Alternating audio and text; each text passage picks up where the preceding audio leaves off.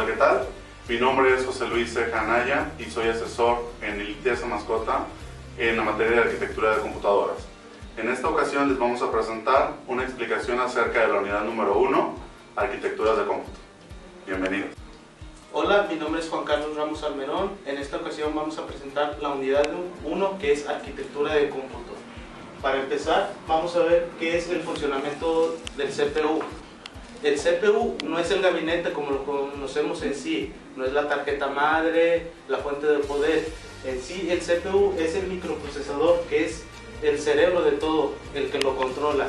Aquí tenemos el diagrama general de lo que es el microprocesador. ¿Qué es lo que hace? De algún dispositivo de entrada o salida entra al bus de datos. Del bus de datos se manda a la unidad de control, que es donde se hacen todos los procesos, se controla lo que se hace. De la unidad de control se manda una instrucción a través del bus de direcciones a la memoria RAM para que ejecute algunos registros guardados en ellos, que a su vez lo manda al bus de datos. Del bus de datos se van los registros para guardar cada uno de los datos en A, B, C, D, hasta lo que se ocupe. De los registros se va a la unidad de control para ver si la operación hecha es de datos o sumatorio, o sea, algo lógico. Si es algo lógico, se manda a la ALU para que se hagan las operaciones correspondientes. De la ALU, una vez hecha, se manda al registro otra vez para guardar los resultados. Del registro se manda a la unidad de control para ver si ya está hecha la operación. De la unidad de control se manda al bus de datos y posteriormente al dispositivo de salida. A continuación, mi compañero Rafael Peña y Elena les va a explicar lo que es la unidad de control. Si bien el microprocesador es el cerebro de la computadora, la unidad de control es el cerebro del CPU. ¿Por qué? Porque se encarga de ejecutar las instrucciones y darle un control a las mismas. Cada instrucción al llegar a la unidad de control pasa por el bus de datos. Este bus, con ayuda del Memory Buffer Register, lee las instrucciones para poder saber de qué se trata cada instrucción. Estas instrucciones van al registro de instrucciones y que con el control de procesamiento y el control de procesamiento está trabajando continuamente para poderlas almacenar aquí. El registro de instrucciones los pasa al decodificador. El decodificador se encarga de transformarlas al lenguaje máquina para que cuando lleguen al secuenciador, este pueda, con ayuda del reloj, darle ciclos de reloj para regresarlos al bus. El bus, con ayuda del control de proceso y el Memory Address Register, lee la instrucción para que regrese al bus y sepa a dónde llegar. De aquí se va a la memoria ALU, que presentará a continuación mi compañera Rocío Aide Gallegos. Mi nombre es Rocío Gallegos, les voy a hablar de lo que es la unidad aritmética lógica o comúnmente llamada ALU. En ella se realizan las siguientes operaciones: suma, resta, multiplicación, división y todas aquellas que trabajen con dígitos binarios. Ella se divide en lo siguiente: el circuito operacional, los registros de entrada, el registro acumulador y los registros de estado o flags. En el circuito operacional existe una serie de circuitos que son encargados de realizar las operaciones con los datos provenientes de los registros de entrada. Los registros de entrada almacenan los datos o operandos necesarios para realizar una instrucción antes de ser enviados al circuito operacional. En el registro acumulador se almacenan los resultados de las operaciones que realizó el circuito operacional. Y en cuanto al registro de estado o flags, existe una serie de registros de memoria que dejan constancia de operaciones anteriores que realizamos. Estas operaciones habrán de ser tomadas en cuenta en operaciones posteriores. Como vemos en el diagrama que presenté, la memoria RAM es parte fundamental del microprocesador, por lo que vamos a ver ahora la línea del tiempo de la memoria RAM. El primer tipo de memoria RAM del que se tenga registro es el SOP, por siglas en inglés, DIN Smart Online Package. Fueron los primeros módulos de memoria que contaban con de 12 a 18 pines. Después el Dual Inline Package, que es la DIN, que contaba con, en lugar de una línea, ahora con 2 líneas de pines. Después el Single Inline Package, que eran 30 pines en un zócalo especial, solo por un lado. Después el Single Inline Memory Module, que podía tener de 30 a 72 pines y podía juntar dos en un mismo espacio. Después el Dual Inline Memory Module, que contaba con frecuencias de módulos PC6 de 66 MHz. Las SO-DIMM, Small Outline DIMM, consisten en unas versiones compactas de los módulos DIMM convencionales. Los módulos SO-DIMM tienen 100, 144 o 200 pines. Los de 100 pines soportan transferencias de datos de 32 bits, mientras que los de 144 y 200 lo hacen a 64 bits. Estas últimas se comparan con los DIMM de 168 pines, que también realizan transferencias de 64 bits. La RIM, Rambus Inline Memory Module, van desde 133 MHz a 533 MHz. La DDR, Double Data Rate, la nomenclatura estándar para este tipo de memorias iba desde DDR200 a 100 MHz hasta DDR533 a 266 MHz. Poseen 184 contactos o pines. La VRAM es una memoria que usa la tarjeta gráfica para trabajar del tipo RAM, al igual que la memoria para la CPU. Solo guarda datos mientras esté encendido el ordenador. Se puede acceder a ella de dos formas diferentes y al mismo tiempo. Un monitor puede acceder a la VRAM para actualizar la pantalla a la vez que el procesador gráfico le envía nuevos datos. La DDR2 a 200 MHz reales entregaba 400 MHz nominales. La DDR2 por esos mismos 200 MHz reales entrega 800 MHz nominales. Posee 240 pines o contactos, a diferencia de su antecesora, la DDR de 184 pines o contactos. Para la DDR3, la memoria ya poseía 240 pines en los contactos con una capacidad de 16 GB.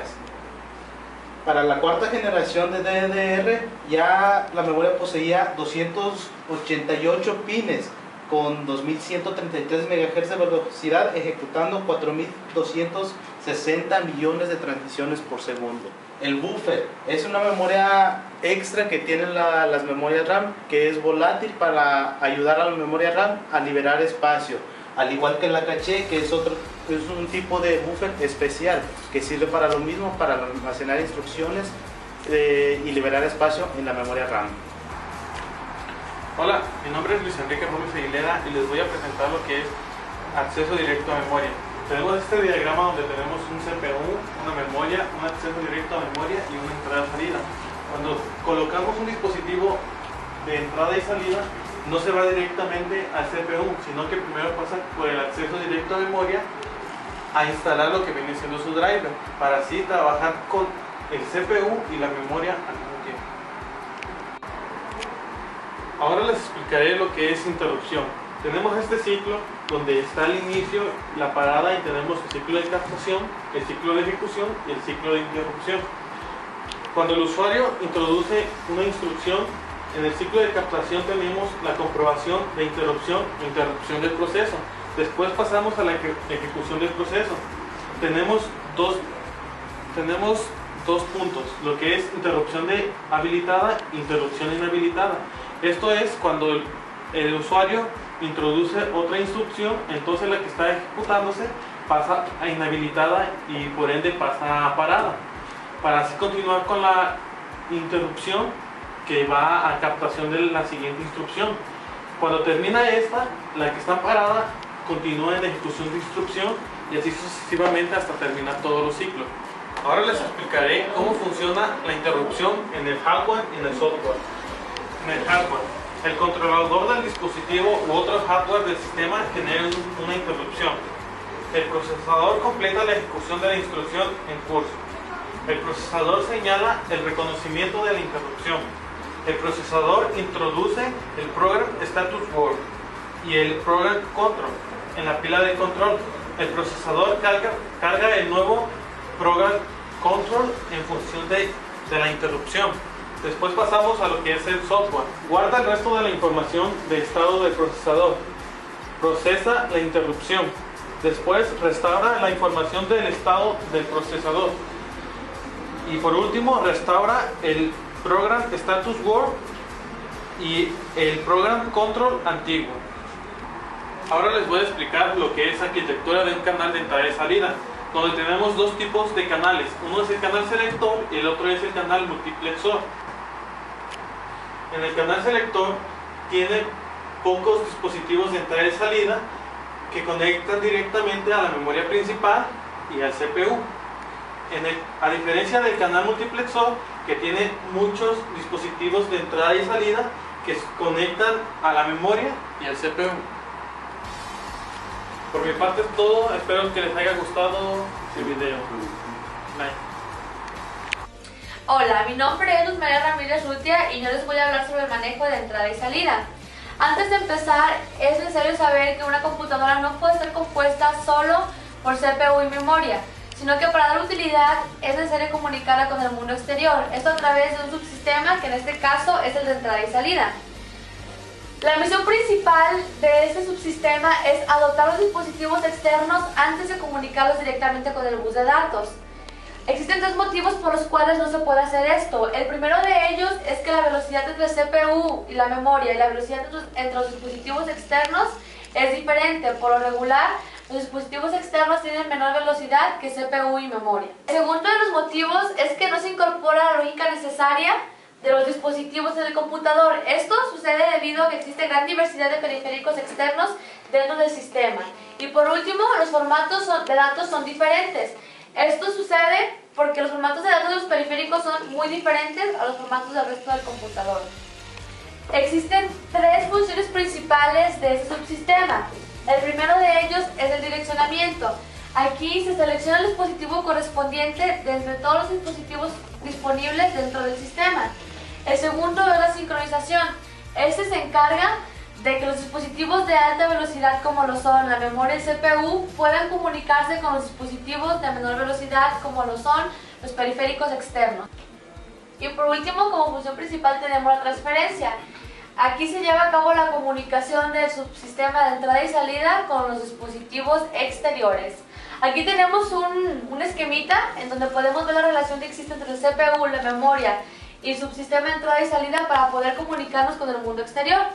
Para comunicar el subsistema con sus módulos se puede llevar a cabo en tres partes diferentes. La primera, señales de control. Aquí se encuentran los mandatos o comandos por el CPU. El segundo es el estado, donde se encuentra la información de los dispositivos externos. Y por último, los datos, que es donde se lleva a cabo la transferencia de los datos.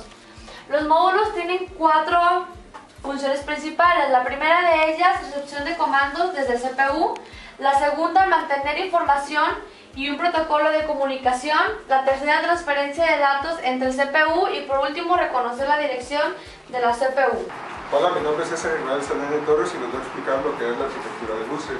Pues bien, un bus es la estructura básica en la cual se interconectan 2 o más dispositivos dentro del CPU, en el cual se compone de varias líneas. Eso depende de lo que es ya del fabricante, pero en sí tenemos 3, que son las líneas de datos, las líneas de control y las líneas de dirección. Las líneas de datos es lo que determina el ancho de banda del bus. Eso se va en potencias de 2. Puede ser de 8, 16, 32, 64 o más bits por segundo. Las líneas de dirección es el flujo en el cual se va a ir las salidas del procesador, y las líneas de control son las que controlan las otras 2 líneas anteriores. En este ejemplo que traigo sobre lo que es un bus, tengo explicado que es una serie de líneas en paralelo, en el cual están posicionados en slots, los que son las entradas y salidas, las memorias y la CPU. En las entradas y salidas se dan por los puertos PCI Express, USB, entre otros dispositivos. Las memorias pues pueden ser estados de sólido o discos duros rígidos. También existe lo que es una jerarquía dentro de los buses. Para que se dé eso, tienen que ser del mismo tipo. No podemos conectar un USB a un puerto firmware porque no son compatibles. También dentro de lo que es el bus, tenemos lo que es que entre más cerca se estén del CPU van a ser buses más rápidos, y entre más alejados estén los buses son menos líneas de comunicación y por lo tanto son más lentos. Eso lo vemos implementado en lo que es en que nosotros abrimos un programa y lo ejecuta rápidamente. ¿Eso por qué? Porque está la memoria y el CPU trabajando remotamente mediante un bus. Y el bus de datos de entradas y salidas, eso lo podemos ver implementado al imprimir un archivo, en el cual conectamos dos periféricos que viene siendo la computadora y la impresora, y tarda en llegar lo que es la impresión en cierto tiempo hacia la impresora.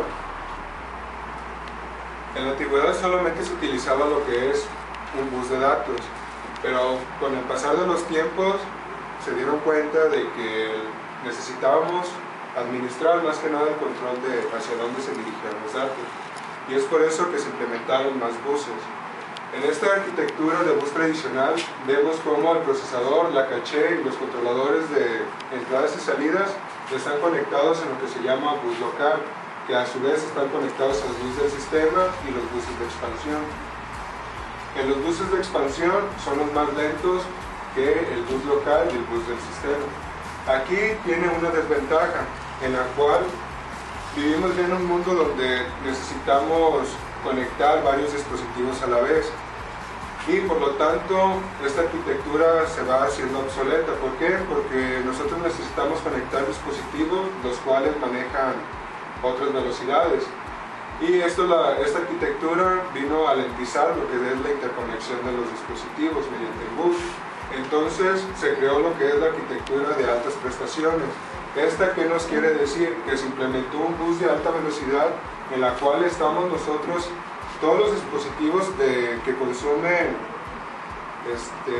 recursos del sistema, como lo que son los gráficos, los videos, el internet y los USBs, están mediante el bus de alta velocidad, en la cual se conectan a la caché mediante un adaptador, que viene siendo la caché, al bus del sistema. ¿Esto qué es lo que vino a hacer? De que la interconexión sea mucho más rápida, y en la cual ya no necesite tanto del procesador para ejecutar lo que son los programas, porque ya tiene acceso directo a la memoria principal. Dentro de los buses tenemos también algunos tipos de buses, los cuales son en serie en paralelo, que están transmitiendo bit a bit lo que es la información. Otro tipo son los multiplexados, no multiplexados y dedicados. Los multiplexados son aquellos que realizan diferentes funciones en función a las necesidades del momento. Una cosa sería agregar lo que es un bus de datos y de dirección al mismo tiempo. ¿Esto para qué? Para ahorrar tiempo y también recursos. Otro es centralizados y distribuidos. Centralizados lo podemos ver como los circuitos que están en el procesador, y distribuidos los que están en diferentes buses. Y por último tenemos los asíncronos y los síncronos. Los síncronos son los que dependen de un reloj para enviar lo que son las señales, y los asíncronos los que se utilizan mediante un protocolo. Esto fue la información sobre buses de datos. Agradezco sus comentarios en lo que es en la parte de abajo. Muchas gracias.